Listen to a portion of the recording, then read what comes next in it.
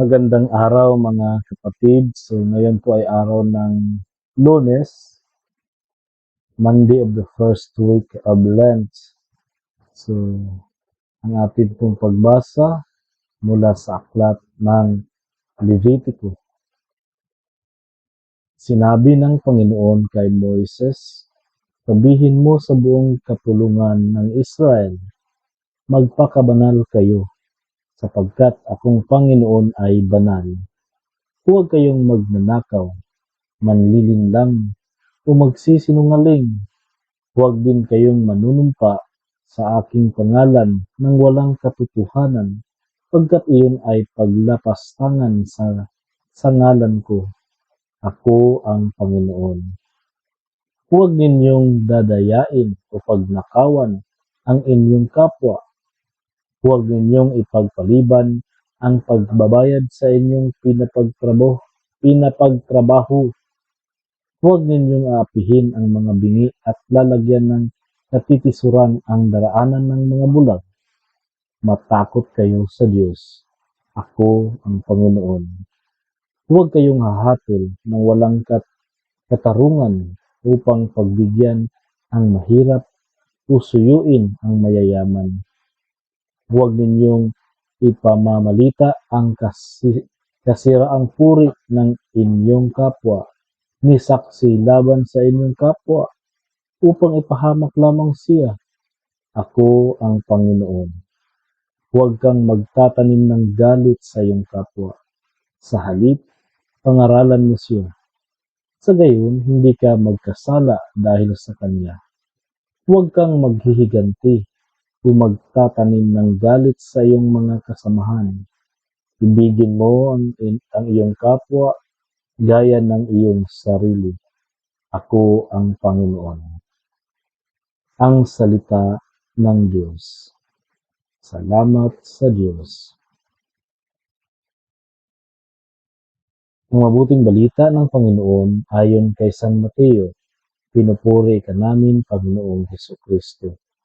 Noong panahong iyon, sinabi ni Jesus sa kanyang mga alagad, darating ang anak ng tao bilang hari, kasama ang lahat ng anghel, at luluklok sa kaniyang maringal na trono.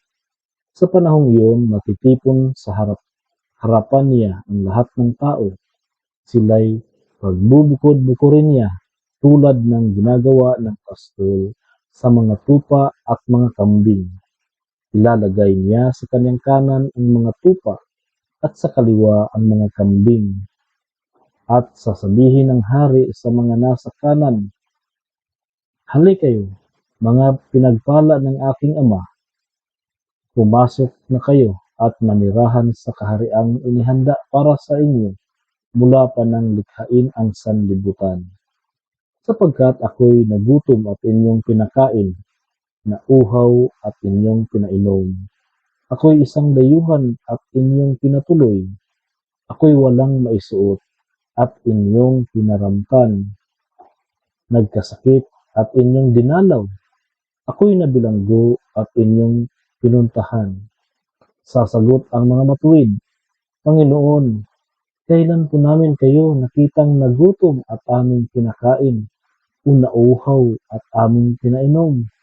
Kailan po kayo naging dayuhan at aming pinaramtan? At kailan po namin kayo nakitang may sakit o nasa bilangguan at aming dinalaw?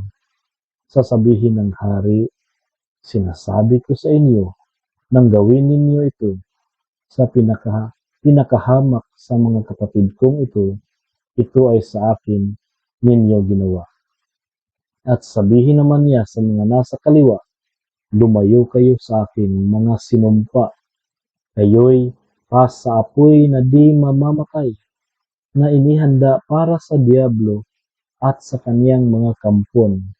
Sapagkat ako'y nagutom at hindi ninyo pinakain, nauhaw at hindi ninyo pinainom. Ako'y naging isang dayuhan at hindi ninyo pinatuloy. Ako'y nawalan ng maisuot at hindi ninyo pinaramtan.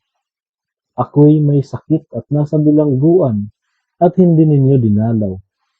At sasagot din sila, Panginoon, Kailan po namin kayo nakitang nagutom, nauhaw, naging dayuhan, nawalan ng maisuot, may sakit o nasa bilangguan, at hindi namin kayo pinaglingkuran?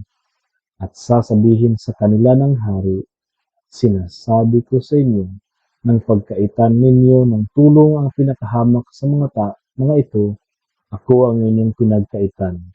Itataboy ang mga ito sa kaparusahang walang hanggan, ngunit ang mga matuwid ay tatanggap ng buhay na walang hanggan.